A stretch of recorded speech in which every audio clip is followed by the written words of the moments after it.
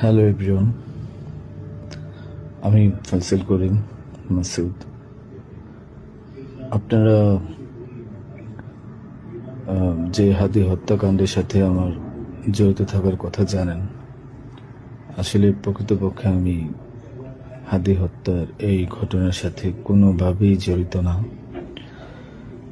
এটা একটা মিথ্যা বানোয়াট, একটা চক্রান্ত, যার কারণে আমি দেশ ছেড়ে চলে আসতে বাধ্য হয়েছি। আমি দেশ ছেড়ে চলে এসেছি এখন দুবাইতে আছি। আমার দুবাইয়ের 5 বছরের মাল্টিপল ভিসা ছিল। যেভাবে হোক অনেক কষ্ট করে দুবাই চলে এসেছি। আর আপনারা এই হাদি হত্যাকাণ্ডের জন্যে মিথ্যাভাবে আমার ফ্যামিলির সবাইকে জড়াইছেন। তাদের কোনো দোষ নেই, তাদেরকে আপনারা সবাই মিথ্যা হয়রানি করছেন। যেভাবে পারছেন সেভাবে অত্যাচার করছেন। আসলে এটা বলে বোঝানোর মতো না।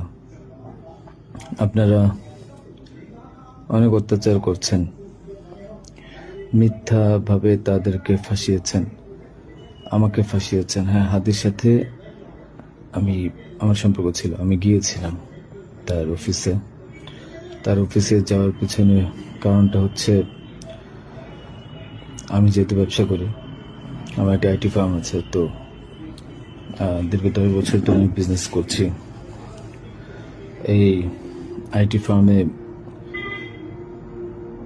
অনেক কাজই হয়, সব সরকারি কাজ হয়। তো এখানে একটা কাজ ছিল অর্থ মন্ত্রণালয়, একটা কাজ ছিল আপনার খাদ্য মন্ত্রণালয়। তো এই দুইটা কাজ নিয়ে আমি কথা বলতে গিয়েছিলাম। সে আমাকে পাইয়ে দিবে আশ্বস্ত করেছিল। আমি তাকে 5 লাখ টাকাও দিয়েছি, অগ্রিম চেয়েছিল। এবং তার এই যে আপনার যে প্রোগ্রামগুলো, এগুলার ডোনার হিসেবে আমাকে থাকতে বলেছিল। আমি থেকেছি এবং তার প্রোগ্রামগুলোর জন্য যত টাকা লাগতো আমি দিয়েছি। এবং লাস্ট যেদিন শুক্রবার, ওই দিনে তাকে আমি 10,000 টাকা দিয়েছি তার ওই প্রোগ্রামের জন্য। এখন কথা হচ্ছে, আমাকে মিথ্যাভাবে ফাঁসানো হয়েছে। এগুলা যেহেতু হাদির সাথে জামাতের একটা কানেকশন আগে থেকেই ছিল, ও জামাতের প্রোডাক্ট। তো সেই জন্য জামাতিরা কোনোভাবে এই ঘটনা ঘটেছে। ওই বাইকের মধ্যে আমি ছিলাম না, এবং ওই বাইকের চালকও আমার কোনো ছোট ভাই ছিল না। আমাদের দুজনকে মিথ্যাভাবে ফাঁসিয়েছে। এখন কি বলবো, এই জন্য আমার পরিবার ভুক্তভোগী।